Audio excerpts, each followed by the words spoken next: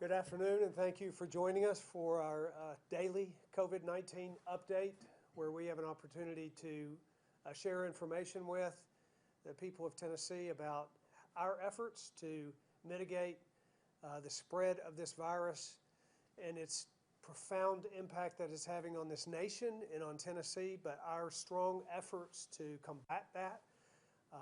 And we are making strong efforts all across the state. We want to talk about those today. The more information that you have that's available to Tennesseans, the more you can engage, because we're all in this together, and together we will overcome the challenges that are before us.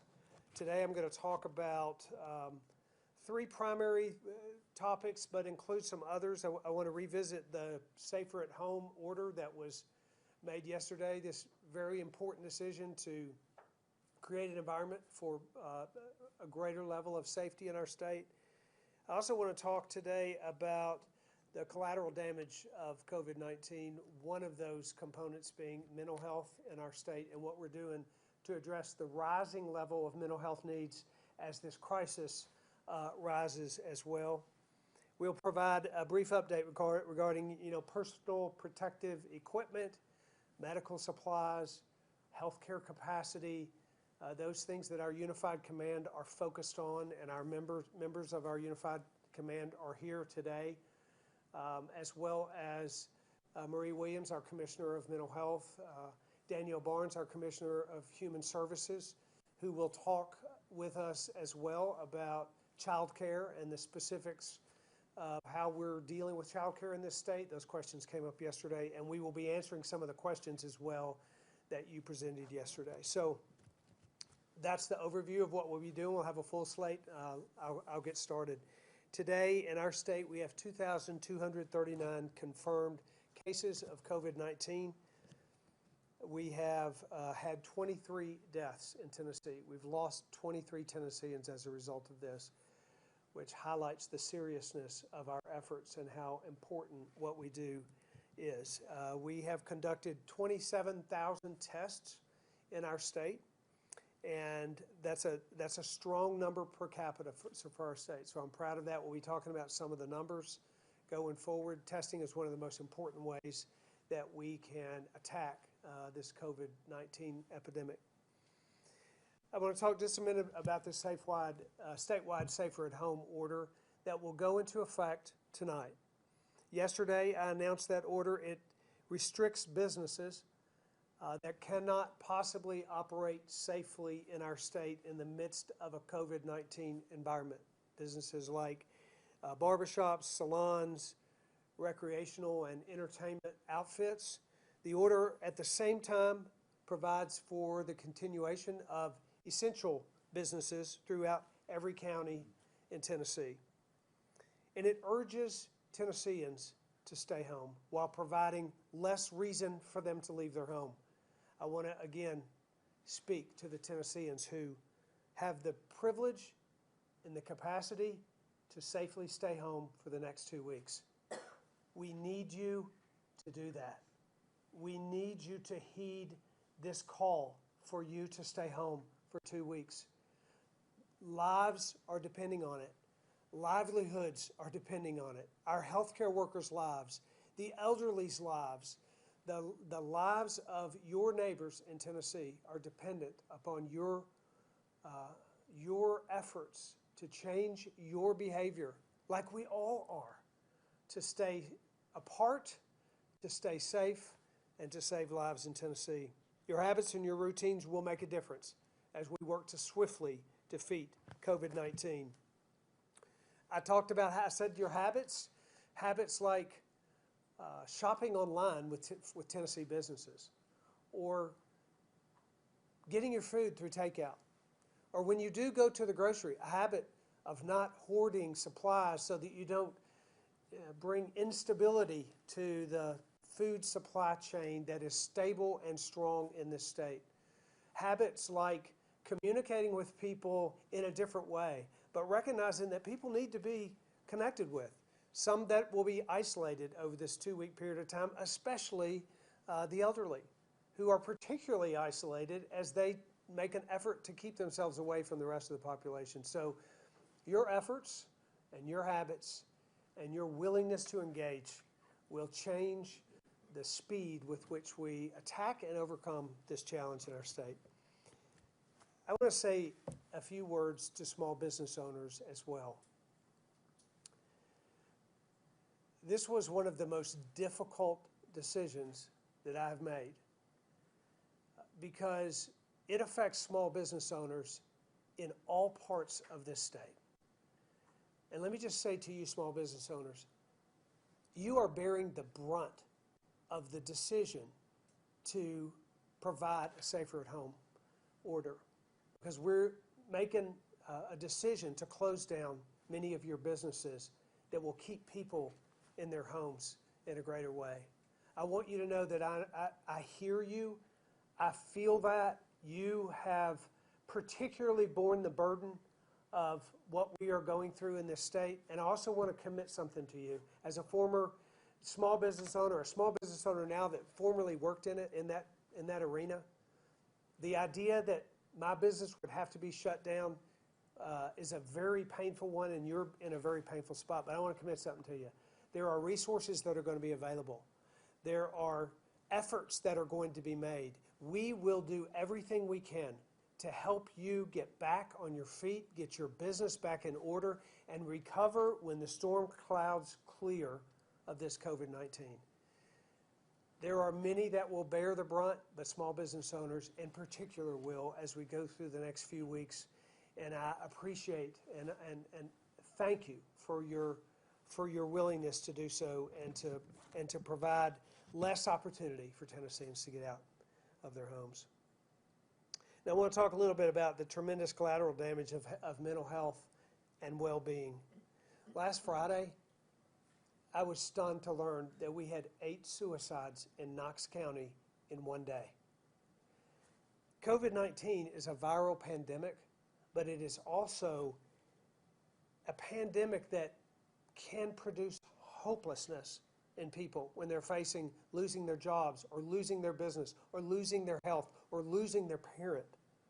It's an imminent threat to the lives and livelihoods of our neighbors, and my administration wants to be particularly committed to providing resources that provide a lifeline for Tennesseans who find themselves in a particularly challenged place with regard to mental health. For those who need professional behavioral health services, our state's behavioral health providers and our Department of Mental Health and Substance Abuse have been working closely together for weeks now in anticipation of what we knew was going to happen as this developed across the state and as it became a greater crisis for people, from a health crisis to an economic crisis that produces a mental health crisis as well. We've been expanding telehealth medicine, telehealth services. There have been daily conference calls to address needs, collaboration to procure PPE for frontline mental health workers. Yesterday, we received word that the Department of Health and Human Services federally has awarded us a grant to provide mobile behavioral health care units for rural counties throughout Tennessee. These mobile units will expand services that we provide through partnerships with nonprofits like Buffalo Valley and the Helen Ross McNabb Center. There is a 24/7 crisis line, 855-CRISIS-1, mobile crisis for both adults and children and youth. We have crisis walk-in centers, crisis stabilization units, crisis respite. Tennessee's frontline crisis services system is well equipped to meet the needs of our citizens as they face the difficulties of COVID-19. For the Tennesseans that are uninsured and have no means to pay for mental health services, our 15 community behavioral health providers offer the Behavioral Health Safety Net. These vital services are available to everyone in all 95 counties. While we remain committed to fighting the COVID-19 pandemic, we're going to keep close eye on the collateral impacts like mental health. We need every Tennessean to be engaged. As you engage with those around you, be certain that you are also looking out not just for their physical well-being and their financial well-being and their emotional well-being, but you're looking out for their mental health well-being as well. and we want to be prepared to serve those Tennesseans that have those needs. I want to give an update on our efforts to secure personal protective equipment for Tennessee's healthcare workers. We've had multiple companies, dozens of companies, along with our universities, who've made significant donations of personal protective equipment. These donations, in conjunction with the aggressive supply procurement process that we have through our unified command, it has enabled us to have medical supplies and personal protective equipment for every county in our state. We have either made a shipment to or arranged a shipment of personal protective equipment to each of our 95 counties all across Tennessee. It's been important that we not only have the right PPE here in our big cities and where the large hospitals are, but that we have PPE out to our first responders and our medical community in the rural counties as well. So we've made shipments or have made arrangements to make shipments to every county. We're working hard to stay ahead of that. We have folks here that can answer questions specifically about that as well. A lot of the PPE that we've been distributing have been coming from donations of companies. Also companies that have innovative and created ways to develop and to manufacture these pieces of protective equipment. If you are a company that wants to contribute, that wants to produce, that wants to give us your ideas around personal protective equipment and how we can increase that supply in our state, please connect. Join with our partnership that we have created with Launch Tennessee. We gave information on that before. I believe there will be information available today, but if you connect with Launch Tennessee and you're a company that wants to help us in this arena of providing expansion to our services, we'd love to have your help. There was questions yesterday about the further release of data as we make a real attempt to provide as much transparency as possible to people in Tennessee around everything that is happening with COVID-19. We want you to have information. We think the more you know, the more you're able to help us engage in fighting this in your local community. So we will be releasing 3 new numbers in our daily reporting, negative results by county. We will be providing projected number of patients who have recovered from COVID-19, so it gives us a greater picture of who's actually still carrying the virus. And we will be providing deaths identified by county. Those 3 new additional pieces of information will be up and running by the end of the week, and Dr. Piercy can talk a little bit more about that. Yesterday we had a number of questions regarding childcare and the safety of our children and how we are, when we closed schools, 1 million kids went back home, and that created childcare challenges for many across our state. That combined with the loss of income for many and all of the challenges that folks face has created a challenge around the way we take care of our kids in child care. And so I've asked Department of Human Services Commissioner Danielle Barnes to join me and to make a few comments around child care and the available funding around that and some of the steps that we're taking, and then we'll move on to questions. Danielle. Thank you, Governor. One of the things that we know is that this is a very unique and unusual time in the state of Tennessee. We also know that there are a lot of families that are still out there that still need to work. There are people such as our first responders and all of those that are working to provide those essential services that the governor mentioned. We made the decision to leave our child care centers open at the discretion of every child care agency. We have relaxed our licensing evaluations during this time, but I want you all to rest assured that the department is continuing to provide technical assistance to these agencies during this time. The state is continuing to provide additional resources to these centers, such as grants for those centers who need additional resources to continue operating. That could be anything from supplies, cleaning supplies, additional salaries for their teachers, and the need that they need to have more people present to abide by the social distancing regulations. The department, at the request of the governor, has also created a registration process for those emergency temporary child care locations. We know that the health and safety of our children is most important. And by creating this registration process, it is a little different than our normal licensing process. It is indeed just a registration process. This allows us to know who is providing these services within the state. It allows us to work with these particular individuals on the appropriateness of caregivers. It gives us the opportunity to talk about ratios of child care providers to children, accountability procedures, as well as facility safety. We also, during that registration process, talk about CDC guidelines to make sure that those that are providing this temporary service know what they can do to protect the children.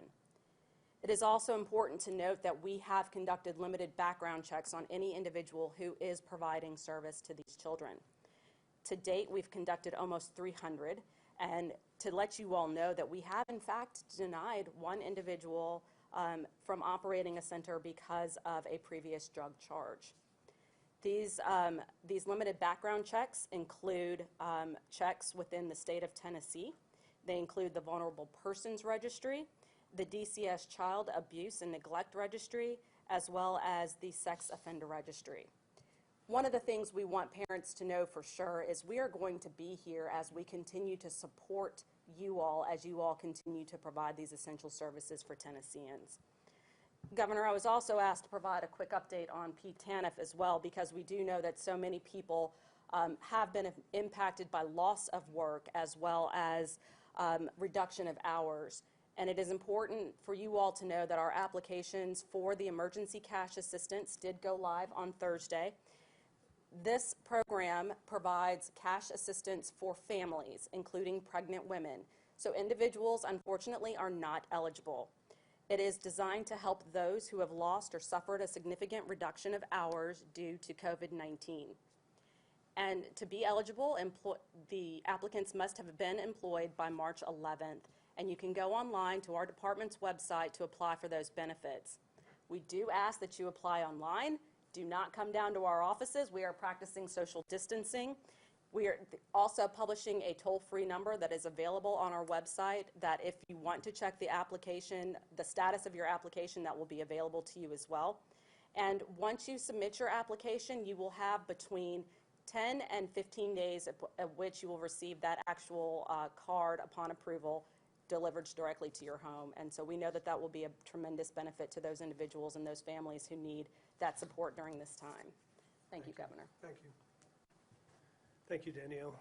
And I think what I want Tennesseans to know is whether it's unemployment or SNAP or TANF or SBA loans or any number of relief economically, whether it's mental health, physical health, emotional health, whether it is providing safety and security to your community around the spread of this virus, Tennesseans are committed to working together to serve and help Tennesseans. That's our effort.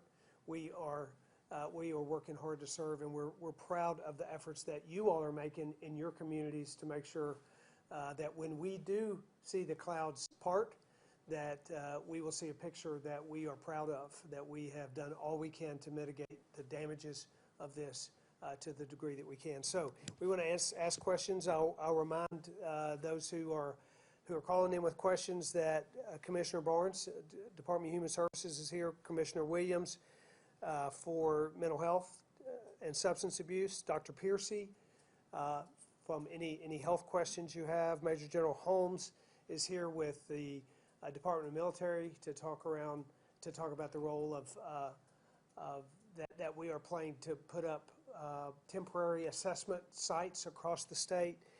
Patrick Sheehan is here with TEMA to answer any questions about procurement, and we will be happy to start that question period. Thank you, Governor. We'll go ahead and get started with questions. First, we'll go to Jonathan Mattice with the AP. Jonathan, your line is open. Hey, Governor. I had a quick question about the nursing home facility in Gallatin. I was wondering if there have been any additional deaths confirmed there. I know that the overall number has gone up for the state. And also, have you folks made any progress in trying to figure out how that initially spread into the facility? Was it a vendor? Was it an employee? Or are there specific things that you're looking into along those lines? I'm going to let Dr. Piercy answer that. Let me just say that it's a very difficult and tragic situation in that facility, and we are taking steps to try and prevent that type of situation in the future with regard to notification and our response to that notification. But I want to let Dr. Piercy specifically address your question. Thank you, Governor. Thank you for the question, Jonathan. I have recently communicated with the administrator of that facility, and while we don't have death certificate data on all of these yet, she confirmed to me that they have had 3 of their residents unfortunately pass away related to COVID-19. Related to your question pertaining to contact tracing, that work is ongoing. That is a substantial amount of work given the number of positives there. Many of the people who need to be interviewed are currently hospitalized, and so that slows down that process.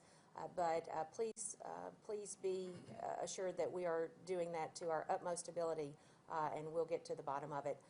I also want to take this chance to remind you that sometimes people aren't at fault, and sometimes people are able to spread it unintentionally. And so depending on where it came from, I want to remind folks that sometimes this is just part of a disease process, and really is why it's so important to stay apart, because you might be able to transmit the disease before you even know you have it. Thank you, Jonathan. Next, we'll go to Chris Bungard with WKRN. Chris, your line is open. Hi, Governor. This is a newsroom question. Have you talked to Kentucky's governor about his criticism of Tennessee's COVID-19 response? Yeah, I talk to governors almost every day in an attempt to work together. We governors share best practices.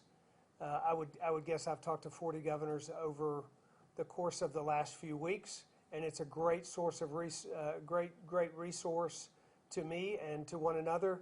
It's a great help to one another. I have not specifically talked to the governor from Kentucky. Would you have anything, if I could follow up, to say to him about his criticism of Tennessee's response and urging Kentuckians not to, who live along the border, don't go into Tennessee? No, Be careful if you do. No, I think I'm really focused on Tennessee and how it is that we test aggressively here, that we address the issues that are most important to Tennesseans. Tennessee is very unique. It's very different from every other state. The challenges that we have are unique and different. I would be happy to offer any support or advice or help that we might be able to give him, but I'm focused on Tennessee.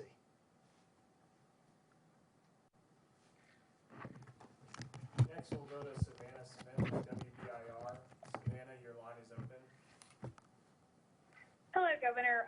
So speaking off of the Safer at Home order, how can members of the public report non-essential businesses staying open in violation of the order? And, just what is the state doing to enforce the order? So one of the things that's encouraging or that's interesting about this order is, we have had similar stay safer at home orders in our major metropolitan cities now for days and even weeks. And the response of Tennesseans has been powerful. The need for enforcement in those cities has been minimal, and most of that has been done by encouraging enforcement there. So I don't think we're going to have a strong group, a large number of Tennesseans who are not going to comply with this order, and we will be monitoring that, and if we find something different than that, then certainly we'll make decisions around enforcement. But in the places where this has been put in place in Tennessee, which is about half of our population prior to the order that I put in place yesterday, we've had a great deal of cooperation from Tennesseans all over the state. Next, we'll go to Harriet Wallace with Fox 17. Harriet, your line is open. Yes, thank you. First, Governor, I have two parts to my question. One, can you please respond to criticism from some who said that the state has been slow to respond to the need of the vulnerable folks who are in our nursing home, and we saw what happened in Gallatin. Secondly, can you expound some more on what you said earlier about proactive steps that you are taking to prevent that from happening again? Thank you.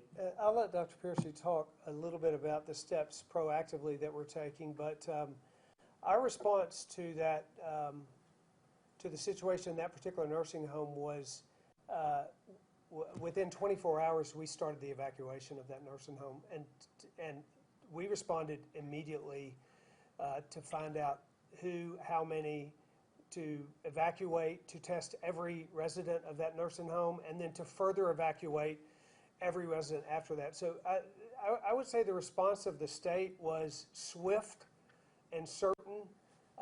We also have put in place, as a result of that, efforts to keep that from happening in other places, and I'll defer to Dr. Piercy for the detail around that. Thank you, Governor. As we discussed yesterday, there have been significant steps taken for the nursing home population and other long-term care facilities. One of those steps is guidance that I put out late on Saturday night related to preparing your facility, preventing the entrance of the virus to the facility if at all possible, and then what to do if that happens. And one of the significant changes that we've made is made it immediately reportable when any staff member or patient becomes positive. That way we can start working with them proactively and not find out about it once it gets to be a bigger problem. Most people are doing that already, but sometimes we don't know what we don't know, and so we are now mandating that they report that to us. The other thing that we're doing that helped in the Gallatin situation and will help in future situations, because unfortunately there will be future situations, is that we have the ability to do mass testing. And so, as the governor has said many times, the more we know about who is positive, the better job we can do about protecting them and protecting those around them. So those are some of the major steps that we're taking. Next question. Next, we'll go to Sam with the Daily Memphian. Sam, your line is open. Yes, so Governor, you said a minute ago that you'd been talking to other governors frequently. In Shelby County, of course, they're surrounded by Mississippi and Arkansas, and I don't believe they have even as strict guidelines as Tennessee does. Have you talked to the governors of those two states to see if they can increase their stay at home or shelter at home or whatever type of restrictions they could do? Well, I've talked to both of those governors. As yesterday, was on a call with one of them, talked personally with other governor. It's kind of like the question about me and the governor from Kentucky. I want to offer help to those governors, but I'm certainly not going to criticize them. So you asked earlier about Kentucky. We test our citizens 3 times more per capita than the state of Kentucky. I'm not criticizing that. I'm just saying we know a whole lot more about our population because we're testing so readily in this state. I would say to any governor, any state around, that if they would like to know how it is that we are doing such a great job with testing, we'd be happy to do that. But every state is unique. They have their own unique population. They have their own challenges. Every state's testing at different rates. Every state has a greater, we have bigger cities than any of those states that you've mentioned. Nashville's a bigger city. Memphis is a bigger city than those others. So we have dense populations that they don't have. Comparing states is not productive. Looking at best practices is productive, and we've talked about those.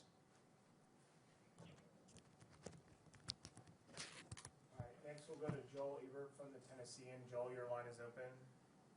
Yeah, Governor, I just wanted to see if you could elaborate a little bit more on the U.S. Department of Health Human Services Mobile Behavioral Care Unit.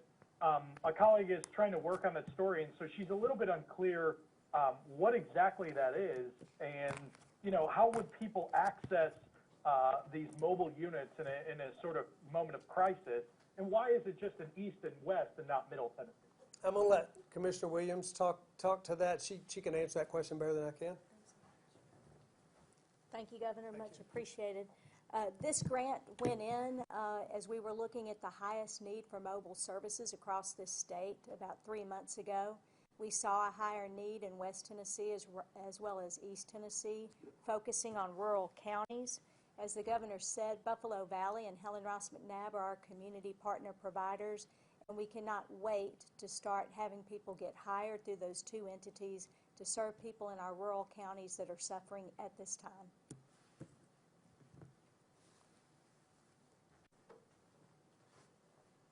Okay, next we'll go to Phil Thank you, Williams Commissioner. from News Channel 5. Phil, your line is open.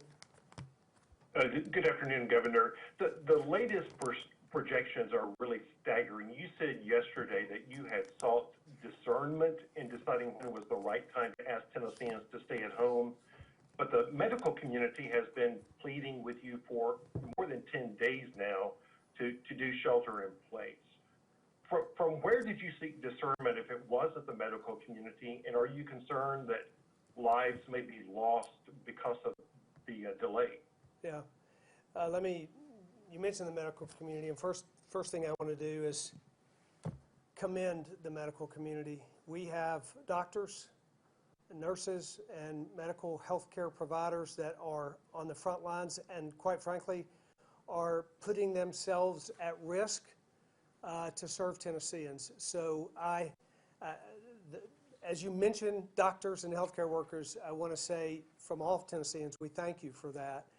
And I have sought certainly input from healthcare specialists all over the country, not just here in Tennessee. I've spoken with epidemiologists and have talked with governors and their healthcare providers across the country. There certainly are medical providers that have opinions widely differing than the others, and there is a lack of real evidence around what decisions are actually producing results. As you know, the governor from New York said on Friday that he had come to the conclusion that maybe his statewide mandate was bad public health policy because of some of the ill effects that it had. So there are a lot of varying opinions, which is why discernment is such the right term there, because you get a lot of input that is quite varying across the board from medical providers across the country, and therefore taking all that into account, we tried to determine, and I said this all along, we tried to determine the right time to do this. You can't do it for an unlimited time period, so you have time periods that you can do it.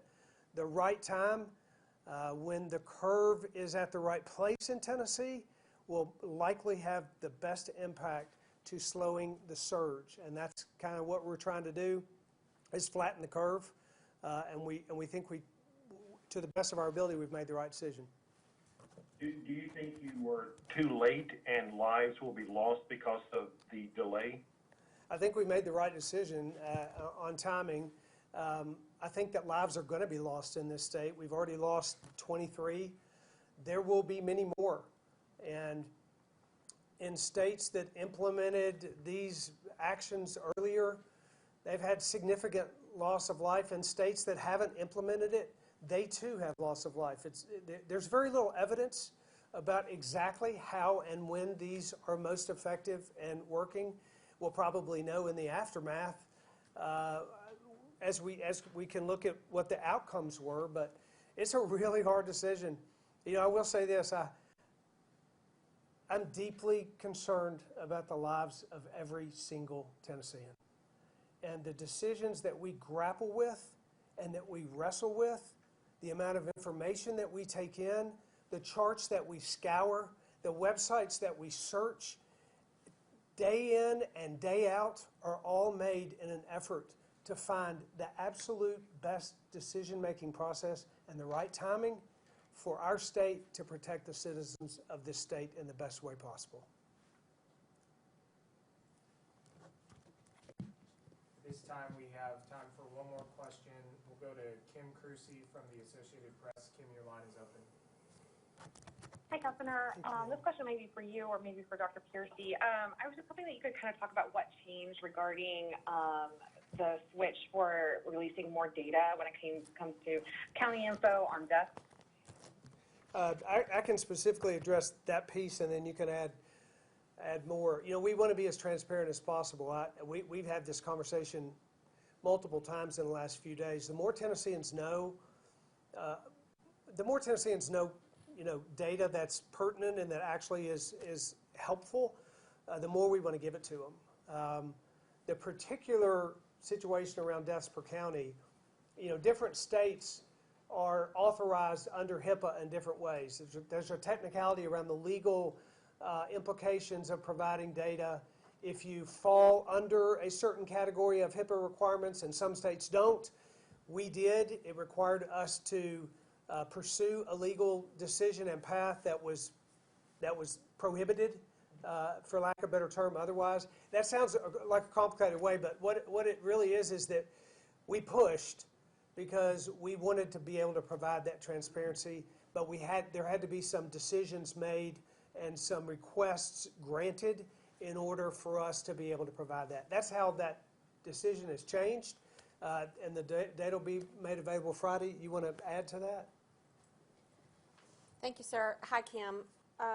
The governor's right. The data is a very high source of interest, and we want to be as transparent as possible while giving accurate and appropriate information. And he mentioned the HIPAA status of our state health department as opposed to some others.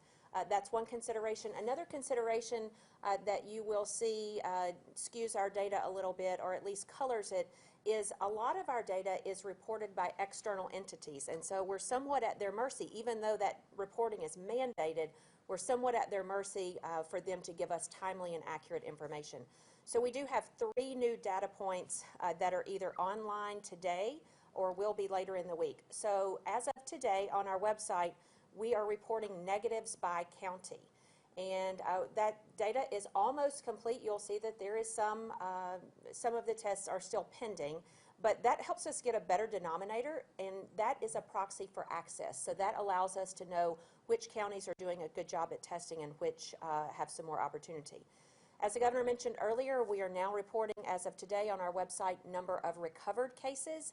That helps us track over time how many people are recovered and how many people are still in active infection. You'll notice that that number is very low today. That's because our first case was only a little over 3 weeks ago. And finally, as he mentioned, by the end of the week, we will be able to report death by county. That was one of the HIPAA-covered issues that we had to work through, but that reporting will be by the end of this week. That's all the time we have for questions at this time. Governor, if you'd like to make a closing statement. Yeah. Again, I just want to thank you. Thank you for being here. Thanks for tuning in out there to listen. We do want to give you as much information as possible. We want to continue to share facts and information. We also want to share hope. We reminded everybody that there, as I said yesterday, there's a storm over our state, and the clouds are dark, and it is a difficult spot that we all find ourselves in. But we do know that that storm is passing, it's moving. We are doing everything we can to protect Tennesseans as they stand under this storm, but we also know that the clouds will part and that we will get through this. And when we do, I believe that we will be proud of the way Tennesseans worked together and came together and did their part by staying apart. Thank you.